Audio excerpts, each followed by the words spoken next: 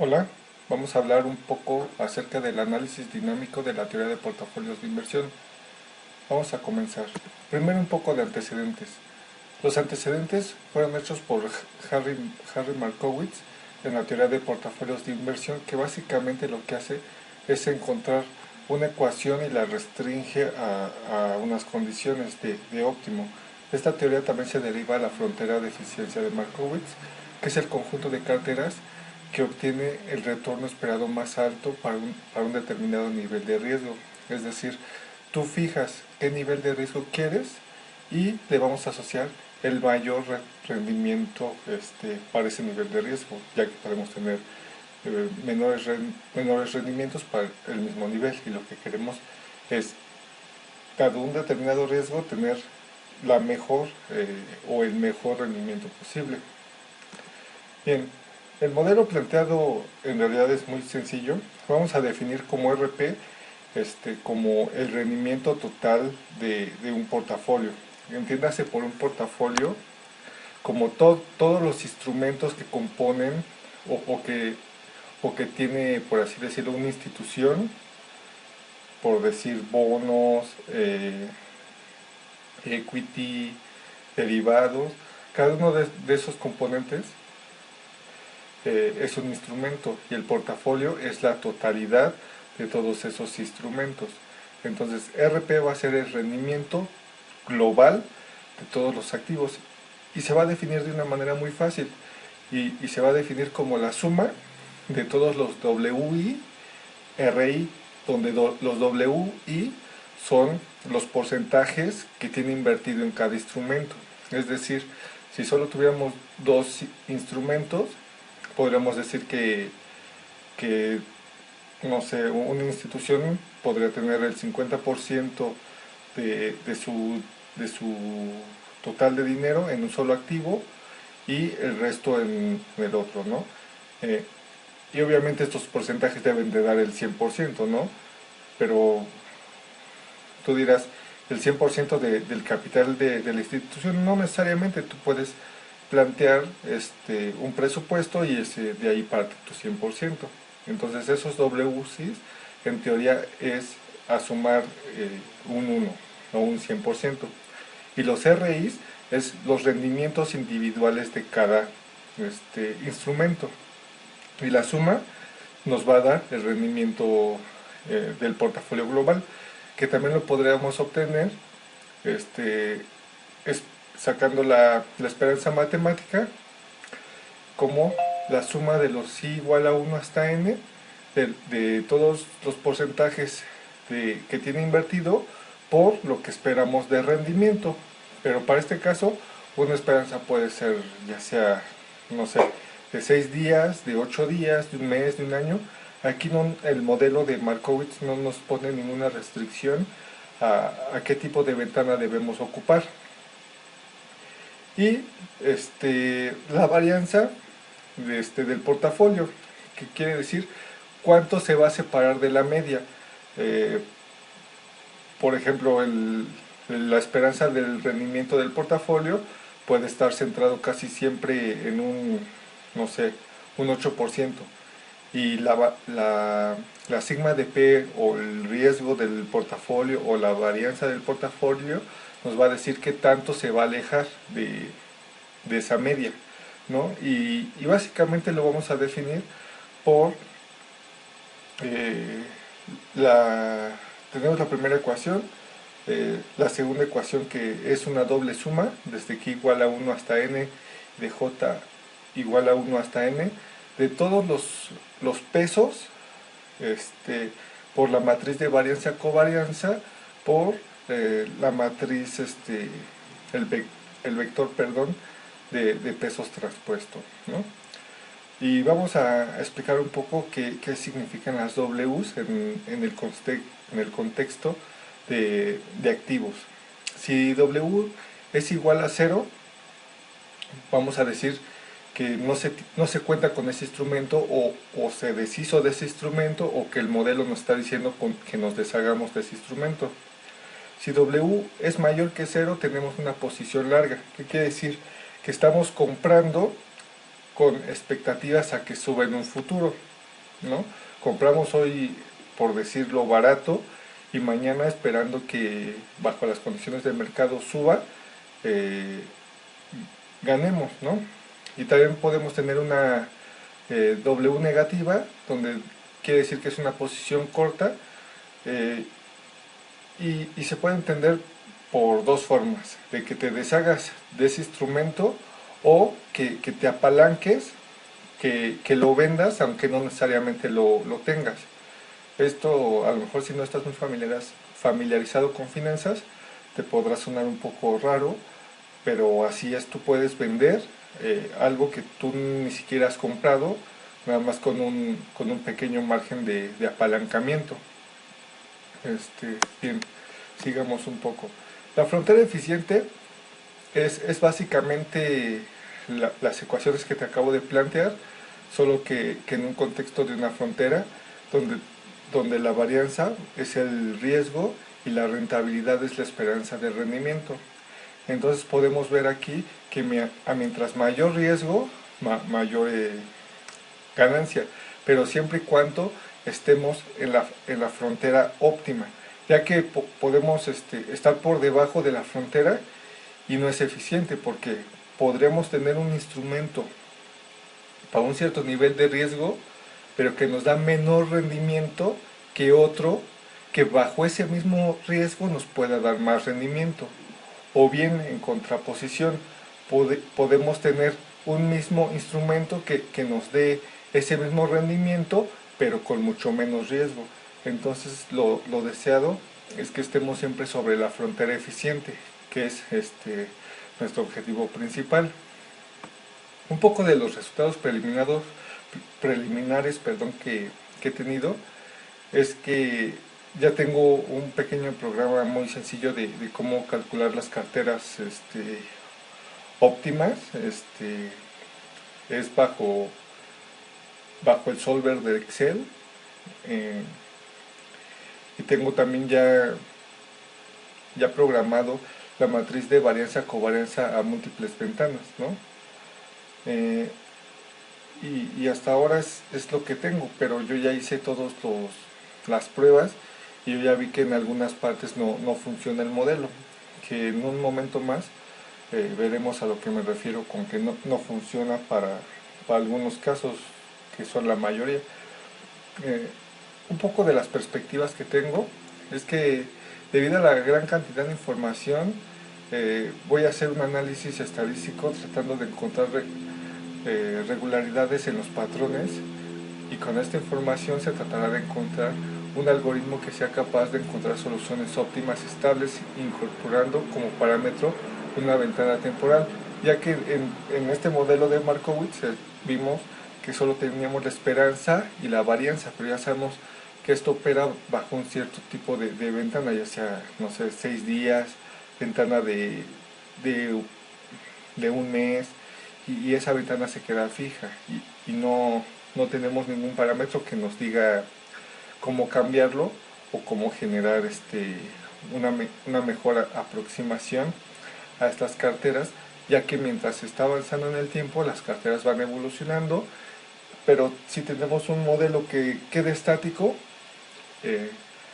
pues no nos puede decir mucho, o no podemos confiar en lo que nos diga, o lo que nos saque el modelo.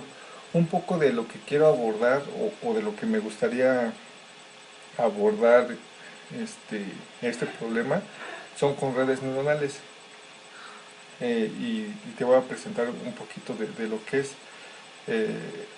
Bueno, básicamente cada neurona se representa como una unidad de proceso que forma parte de una entidad mayor a la red neuronal, ¿no? Vamos a ver un poco sobre la estructura matemática de las redes neuronales. Tenemos las X, Y, que van a ser las entradas de los datos, las sinapsis, que son las WIs, que nos van a dar otro mapeo, y una función sigma, que es la función de activación, que para cierto umbral puede ser activada o no activada, y si es activada, nos va a dar una salida, ¿no? Y esto básicamente, si vemos otra vez el problema de los rendimientos del portafolio, se parece mucho a lo que podría ser el comportamiento de una red normal, ya que tenemos las WIs que van a ser los pesos que también vamos a querer modificar en la red neuronal. Cabe destacar que aquí los óptimos se encuentran moviendo las Ws, ya que los rendimientos, eso nosotros no depende de nosotros, depende del mercado. Así que nuestra mejor opción para encontrar un portafolio óptimo es encontrar qué combinaciones de Ws y Is nos va a dar el mejor portafolio. Y un problema que tengo también es del benchmark. ¿Qué es un benchmark? Es como que nuestro ideal, ¿no? A qué es lo que queremos seguir, y como por decir nuestro ídolo, a qué es a lo que nos queremos asemejar, ¿no? Y con la teoría de Markowitz hay un pequeño problema para el seguimiento del benchmark, ¿no?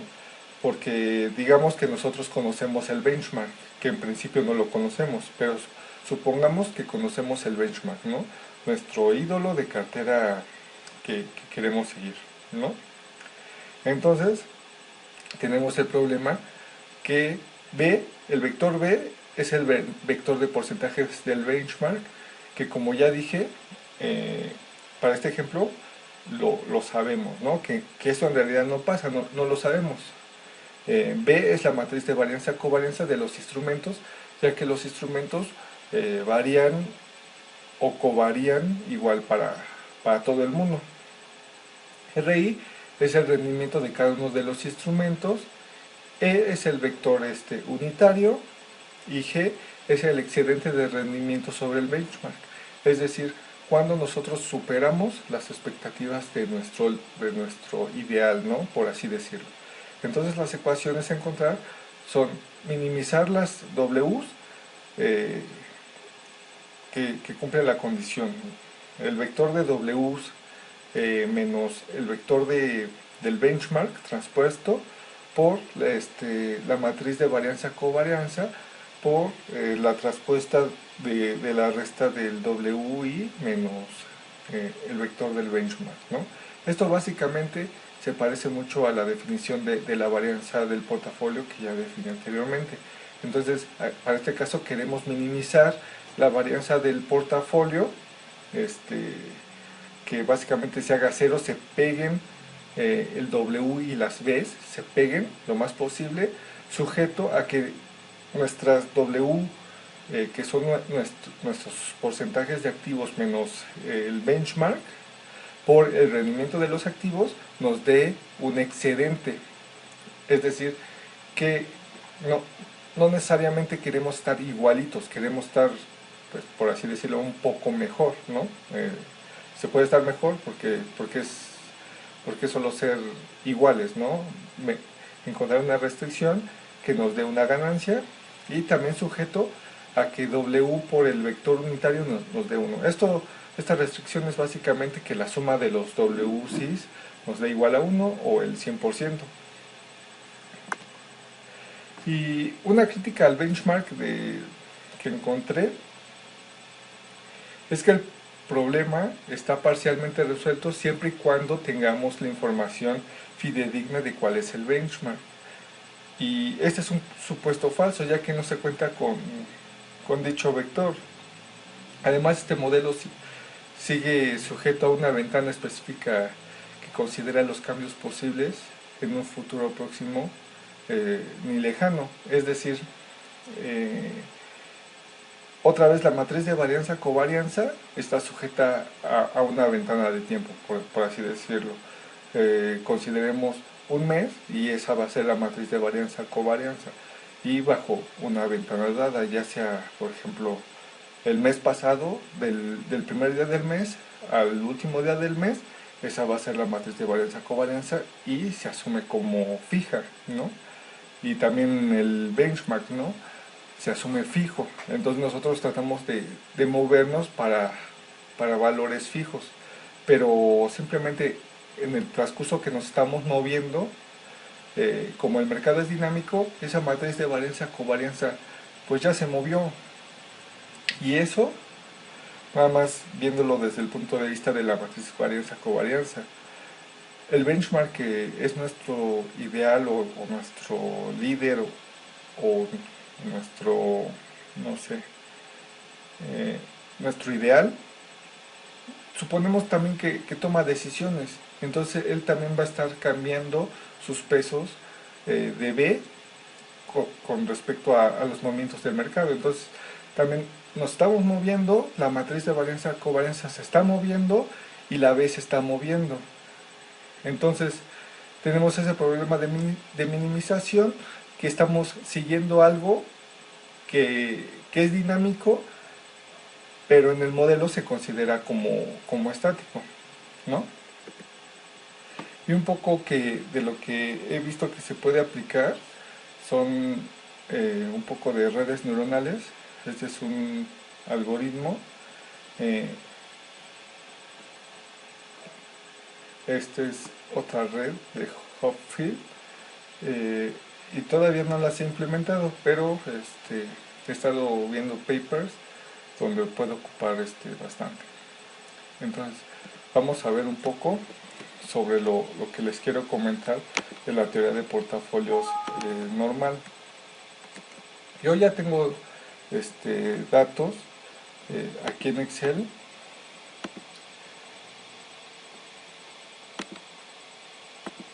Por ejemplo, aquí yo ya tengo los rendimientos, aquí oculté las fechas, pero estos instrumentos son reales. Y vemos cómo son los rendimientos diarios. Es un rendimiento sacado de hoy versus ayer sobre el día anterior, ¿no? El porcentaje de variación un día respecto a otro, y vemos cómo cambia el porcentaje de rendimiento día con día, ¿no?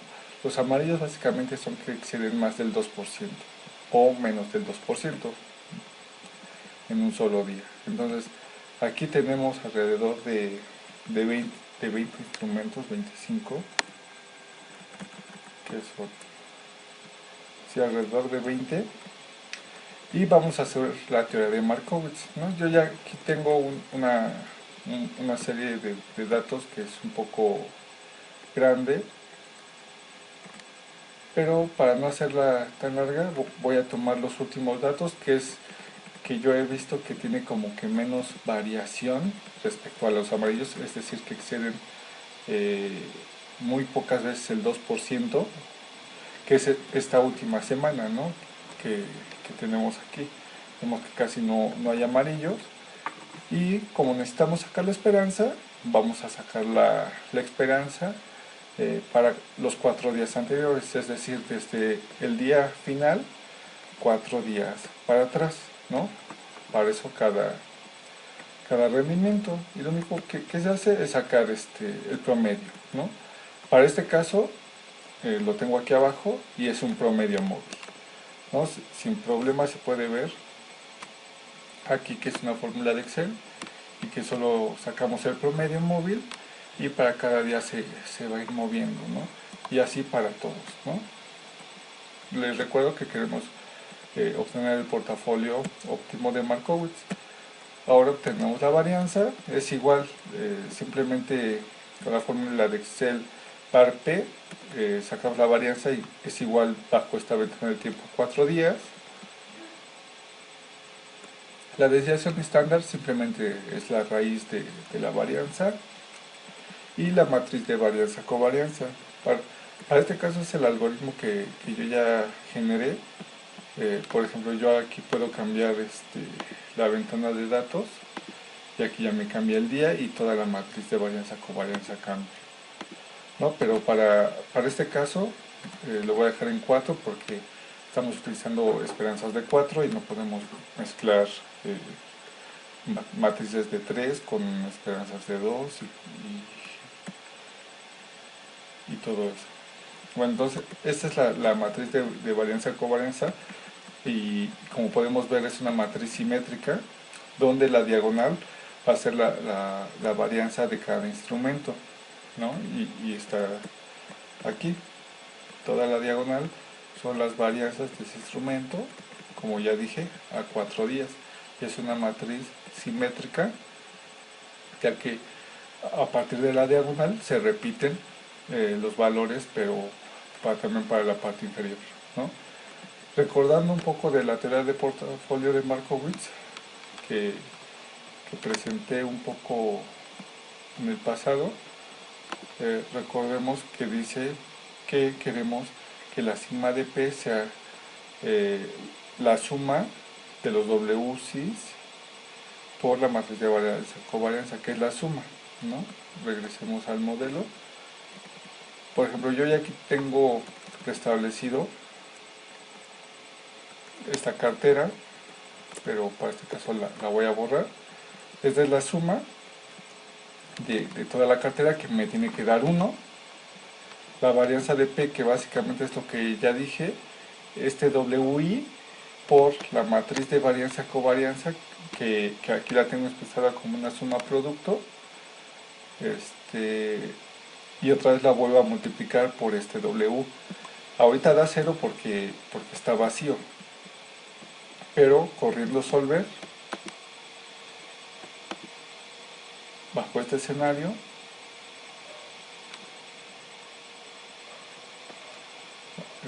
sujetamos la condición de que la suma sea igual a 1, es decir, esa celda sea igual a 1, y que nos varíe estos porcentajes, ¿no? Y lo que queremos encontrar es el mínimo de la celda objetivo, que para este caso va a ser la varianza. Queremos minimizar la varianza, le damos resolver, y ahorita Solver está trabajando en encontrar una solución óptima. Cabe destacar que Solver utiliza el método de gradiente reducido generalizado, que depende mucho de qué parámetros se haya metido anteriormente. Es decir, no necesariamente nos va a dar el mínimo global, sino nos puede dar un mínimo local, dependiendo de dónde haya sido su arranque, ¿no? Por ejemplo, ahorita que borré todo, nos está dando estos resultados, pero si lo volvemos a correr bajo este mismo escenario, muy probablemente nos vuelva a poner en otro mínimo local, ¿no? Y eso es todo lo que hay que hacer para el algoritmo de Markowitz. Básicamente lo hace Excel solo con este algoritmo de gradiente reducido generalizado. Pero más allá de cómo calcularlo, me puse a analizar un poco más, ¿no? Y es lo que te voy a mostrar en un momento. Por ejemplo, yo generé varias carteras. Por ejemplo, aquí ya dije que es para 4 días, ¿no? Y viste el procedimiento que ocupé anteriormente. Puse esa cartera y la pegué. Esa va a ser como que la cartera base, ¿no? Y bajo esa cartera base voy a recorrer un día para atrás, es decir, voy a cambiar, en vez de utilizar el último dato, voy a recorrerme un día atrás y voy a utilizar todo lo que hice anteriormente, pero con un día atrás, ¿no? También la matriz de varianza covarianza un día atrás, todo un día atrás, ¿no? Para este caso es el día 12, ¿no? Y corriendo ese mismo algoritmo bajo esta cartera, nos da esto, ¿no? Y si lo hago también para el día anterior, nos da esto. Pero si en simple vista ya vemos que de un día a otro, aquí nos dice menos 17, esto es para el NASDAQ, menos 17.96, y acá menos 17.94, ¿no? Y un día antes, menos 20.63, y bajó otro día antes, menos 8.90. Tal vez si no parezca mucho, pero este dinero representa muchísimo dinero. Entonces así nos vamos, solo poquitos días, una semana. Entonces aquí ya vemos que bajo esta semana, aquí tenemos 12.71 solo en un instrumento, y en la siguiente semana, que no tiene ni 1, 2, 3, 4, 5 días, aquí me dice menos 17.96. O sea, este modelo de Markowitz bajo una ventana de tan solo 4 días me está diciendo que el día 8 compre o me deshaga o compre más posición hasta llegar al 12.71, y solo pasando 5 días me está diciendo, ¿sabes qué? Deshazte de todos tus 12.71 y además vende 17.96. Es muy extremo el cambio y solo fue una semana. Y recordemos que solo tomé la semana que vi que tuvo menos variaciones porcentuales, ya que fue donde me centré. Y eso es solo un instrumento. Por ejemplo, este otro que es el STU, aquí me dice menos 2.89 y aquí al final 0.3, ¿no? Esa es una cartera, ¿no? O sea, del día final me fui para atrás uno y esta es la precisión con Solver, ¿no? Eh, al llegar al mínimo para la varianza, ¿no? Yo también lo que hice, dije, a ver si se cumple, pero al revés, a ver si me lleva de esta misma cartera a la otra. Entonces partí de esta y recorrí la matriz de varianza, covarianza y las esperanzas todo un día, y eso es lo que tengo aquí abajo, ¿no? Entonces solo en un día hice lo mismo y ya lo cambié, ¿no? De aquí para el siguiente también lo cambié, solo me estoy recorriendo un día, solo que ahora la de arranque eh, es la anterior, ¿no? Y, por ejemplo, para esta misma fecha, aquí para el NASDAQ, aquí nos está diciendo el modelo que me deshaga o que tengo que tener en mi posición menos 5.75, ¿no? Pero cuando en el otro modelo simplemente nada más me estaba diciendo que tenía que tener menos 17.96, y eso ya es una gran contradicción. Las dos carteras son óptimas bajo el modelo, pero son muy diferentes. Entonces, ¿cuál óptimo es el que debo de tomar, ¿no? Y eso también lo hice eh, poniendo todas las carteras en cero, o sea, no tomando el arranque inicial de ninguna, ¿no? Borrando todo como lo hice en un momento, corriéndolo para esta fecha, para el 8, lo corrí, me dio esta cartera. Al siguiente día me recorrí, borré la cartera que me había dado Solver y sobre ese de cero lo corrí. Y así sucesivamente me fui recorriendo, ¿no? Obviamente esta, la última, va a coincidir con la primera, porque fue como corrí la simulación la primera vez. Y lo que hice fue decir, ahora de esta que corrí de cero, voy a hacer otra vez todo el análisis posterior para ver cómo evoluciona la cartera.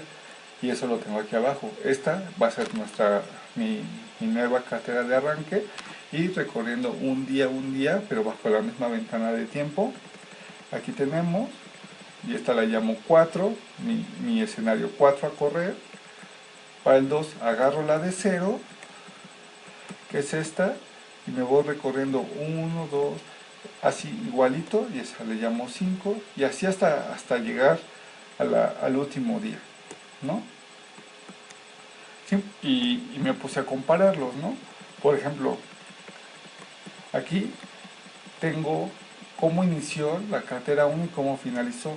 Simplemente aquí nada más vemos que el NASDAQ aquí me dice que en la semana o iniciando el modelo debo de tener 12.71, ¿no? Y finalizando debo de tener una posición apalancada de menos 17.96. Es muchísimo de diferencia. Además, mi segunda cartera, que fue la que fue para adelante, aquí me dice que debo de tener menos 12.71, que es la misma que esta, porque de ahí estoy arrancando, pero me dice que tengo que tener una posición de menos 5.71. Por ejemplo, más me estoy centrando en un instrumento, pero si ves los datos generales, también varían pues bastante, ¿no? Los porcentajes.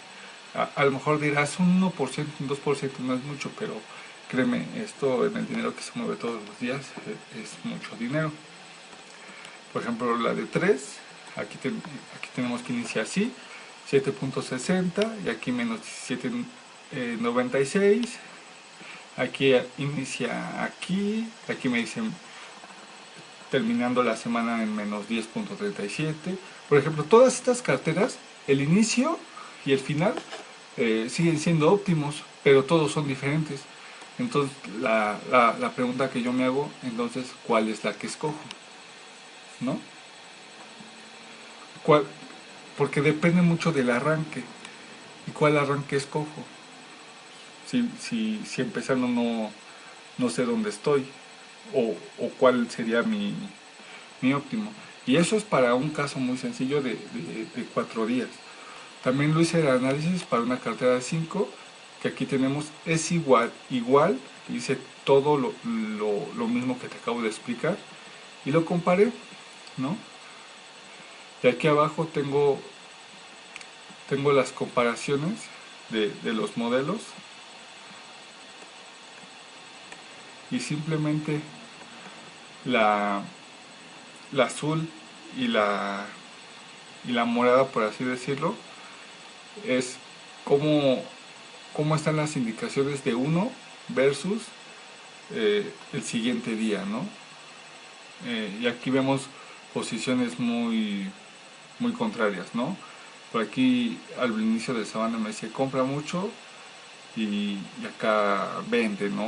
O sea, es muchísimo, ¿no? Las proporciones de cambio son muchas. Y esto comparándola con la anterior, pues tampoco se parecen, ¿no? Y simplemente nada más aumenté un día en la esperanza y la matriz de varianza, covarianza y todo eso. Tampoco se parece, ¿no? Y eso lo hice también para 6 días, hice exactamente lo mismo, lo comparé, aquí tengo las gráficas de comparación de las proporciones, y finalmente comparé, por así decirlo, nada más la cartera 5 de 5 me refiero con el promedio de 5 días contra la carrera de 6 días. Estas son las posiciones que ya había explicado, cómo inicia, cómo finaliza del primer escenario, cómo inicia, cómo finaliza del segundo, y así sucesivamente. Y aquí abajo tengo lo mismo, pero para el 6 días.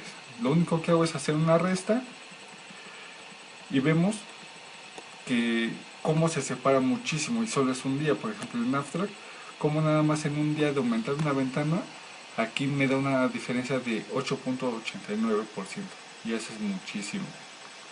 Por ejemplo, este está un menos 4.91, solamente por cambiar un día. O sea, no digamos que lo estoy cambiando una semana, ventanas grandes, y digamos que sean ventanas donde he visto muchas anormalidades. No he visto muchas anormalidades, porque si recuerdas, fue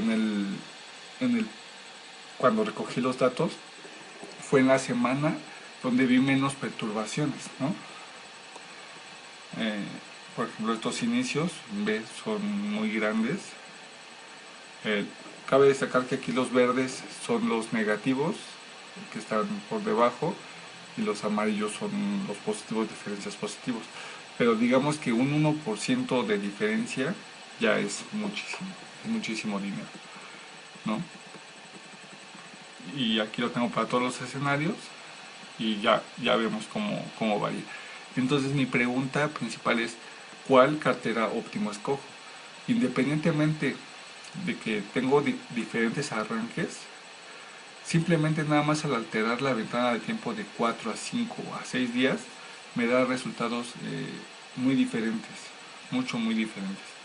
Y también si cambio, para este caso tomé una precisión de 0.001, me parece, esta precisión.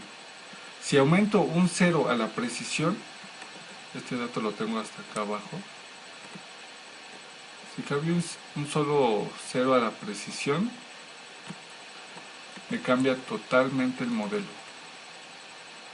Por ejemplo, esta es la precisión que obtuve, solo quitando un 0 y agregando un 0 a la precisión, y aquí me dan las diferencias porcentuales, simplemente nada más haciendo el mismo portafolio, solo que cambiando, para este caso bajando la precisión un 0, y para este caso agregándole un 0 a la precisión, las diferencias son estas, ¿no?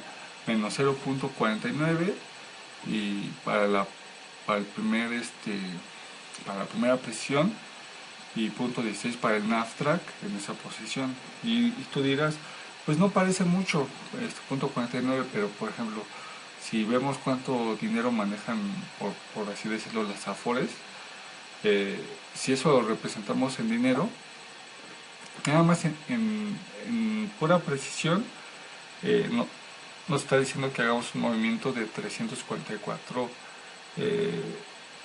millones 765.288 pesos, nada más por un 0 de precisión.